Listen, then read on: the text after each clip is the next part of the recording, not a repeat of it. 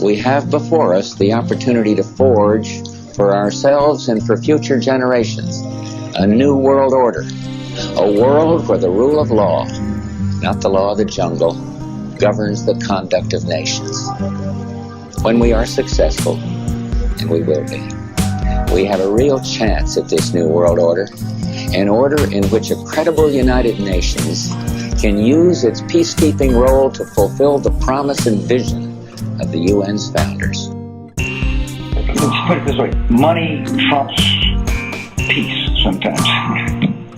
In other words, commercial interests are very powerful interests throughout the world. And part of the issue in convincing people to put sanctions on a specific country is to convince them that it's in the world's interest that they forego their own financial interests. What if you were not secure in your person, in your papers, and in your property? What if federal agents could write their own search warrants in defiance of the Constitution? What if the government could decide when you were and were not entitled to a jury trial?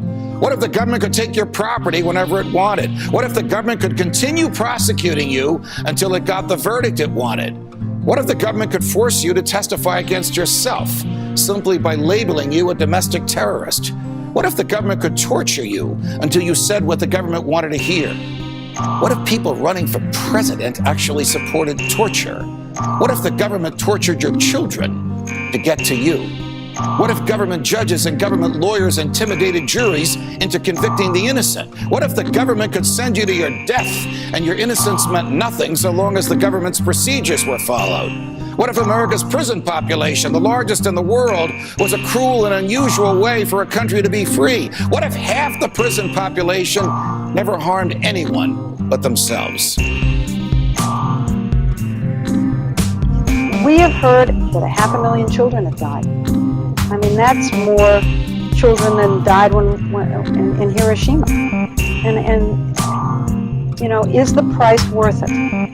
I think this is a very hard choice, but we think the price is worth it. Robert McNamara came through, and he stated unequivocally that the Gulf of Tonkin incident never happened.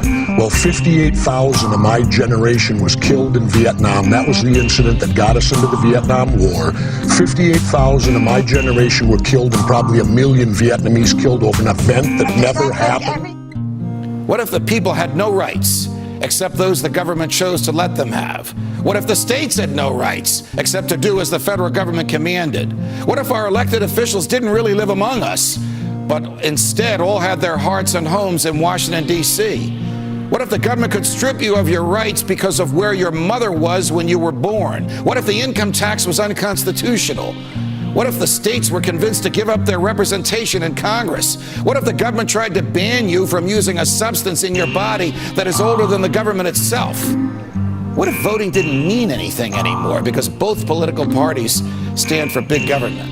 What if the government could write any law, regulate any behavior, and tax any event? The Constitution be damned. What if the government was the reason we don't have a Constitution anymore?